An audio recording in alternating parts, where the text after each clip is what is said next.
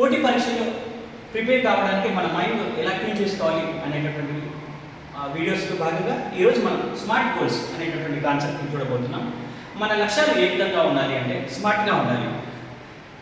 Specific, measurable, achievable, relevant and time bound. దీన్ని realistic అని కూడా అంటారు. సో స్పెసిఫిక్గా ఉండాలి అంటే నేను హిస్టరీ చదివేస్తాను అలా ఉండకూడదు. సో నేను ప్రాచీన భారతదేశ చరిత్రలో తొలి స్వాతంత్ర అంటే ఫస్ట్ పార్ట్ నేను కంప్లీట్ చేస్తాను, లేదా అప్ టు గాంధీజీ వరకు కంప్లీట్ చేస్తాను. ఇలా మనము ఒక స్పెసిఫిక్గా మన చాప్టర్స్ని ఎన్ని ఉన్నాయి, ఎన్ని చాప్టర్స్ చదవాలి, లేదా 5 చాప్టర్స్ చదువుతాను ఇలా ఉండాలి. అంతేగాని నేను హిస్టరీ చదివేస్తాను అని అనకుండా అందులో ఎన్ని చాప్టర్స్ ఉన్నాయి, ఫలానా చాప్టర్స్ వరకు చదువుతాను. ఈ విధంగా మనము స్పెసిఫిక్గా మన లక్ష్యాన్ని ఏర్పరచుకోవాలి. తర్వాతది మెజరబుల్. మెజరబుల్ అంటే దీన్ని మనము ప్రాక్టీస్ టెస్ట్లకి మనం కేటాయిస్తాం.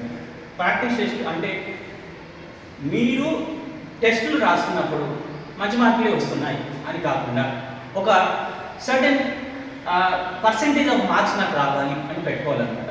అంటే నేను ఈ పరీక్ష రాసినప్పుడు నాకు మినిమం 80% మార్క్స్ రావాలి.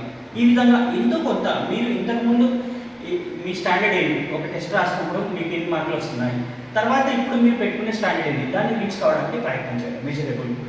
అచీవబుల్ అంటే మనం అచీవ్ చేసే విధంగా ఉండాలి.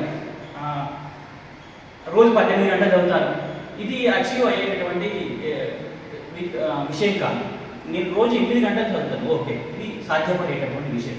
అంటే సాధ్యం కాని విషయాలను మనము మన లైఫ్ స్టైల్లోకి కనుక ఎంట్రీ చేసినట్లయితే అది మిగతా వాటన్నింటినీ డిస్టర్బ్ చేస్తుంది అనమాట. కాబట్టి మనం ఏ లక్ష్యాన్ని పెట్టుకున్నామో అది అచీవబులా కాదా అనేది కూడా ఒకసారి ఆలోచన చేసుకోవాలి.